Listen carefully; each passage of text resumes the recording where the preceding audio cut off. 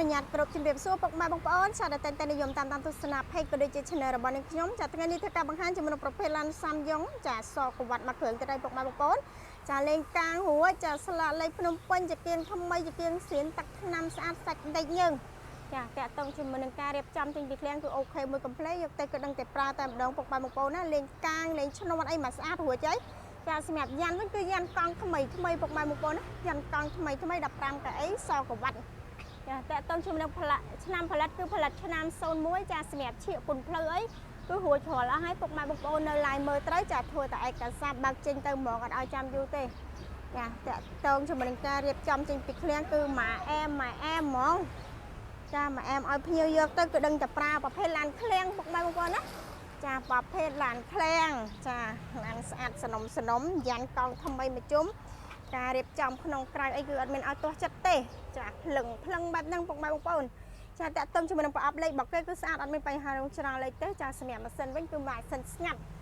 ចាម៉ាស៊ីនស្ងាត់ណាពុកម៉ែបងប្អូនចាប្រអប់លេខស្អាតចាអត់មានបញ្ហារងច្រើនដំបូលជាប្រភេទដំបូល original សម្រាប់ម៉ាស៊ីនតិចគេគឺរងាតែម្ដងចាចង់ពុកម៉ែបងប្អូនចាប់អារម្មណ៍ចង់បានជំរឿនប្រភេទឡានសាំយ៉ុងចាចង់បានឡានឆ្នាំខ្ពស់ល្មមចាឡានស្អាតតម្លៃសមរម្យចាអាចចេញមកមើលដល់ឃ្លាំងផ្ទាល់បានពុកម៉ែបងប្អូនណាតាក់ទងជាមួយនឹងបាត់មេសាក់ស៊ីរបស់គេគឺស្ងួតរងបាត់ហ្នឹងចាបាត់មេសាក់ស៊ីរបស់គេអែមពុកម៉ែបងប្អូនចាស្ទឹកស្ងួតរង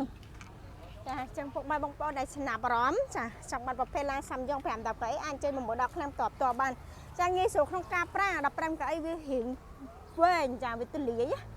ចាវាទលាយខាងក្នុងហើយនឹងវែងចាហើយតាក់ទងជាមួយនឹងទីតាំងគឺនៅរាជធានីភ្នំពេញពុកម៉ែបងប្អូនចាព័ត៌មានលម្អិតពុកម៉ែបងប្អូនអាចធ្វើការទំនាក់ទំនងតាមលេខទូរស័ព្ទពីខ្សែបន្ថែមបានចាទីតាំងគឺនៅភ្នំពេញចាការរៀបចំនៃឡានគឺម៉ាអែមស្រាប់មួយរាល់អស់ហើយក្នុងក្រៅអីមកភ្លឹងចាអត់មានឲ្យទាស់ចិត្តទេតាក់ទងជាមួយនឹងឡានស្អាតពុកម៉ែបងប្អូនចាជាពិសេសឡានខាងយើងគឺមានច្រើនគ្រឿងងាយស្រួលក្នុងការមើលងាយស្រួលក្នុងការជ្រើសមែនតើពុកម៉ែបងប្អូនចាមិនថាមកតាមពីមកពីបណ្ដាខេត្តឬក៏ទីក្រុងភ្នំពេញតែមកដឹងតែអត់ខកជើងខាត់ពេលទេចាឡានមានច្រើនគ្រឿងស្រួលមើលស្រួលជ្រើសចាម៉ាស៊ីនត្រជាក់រងាដំបូល original ការរៀបចំក្នុងក្រៅអី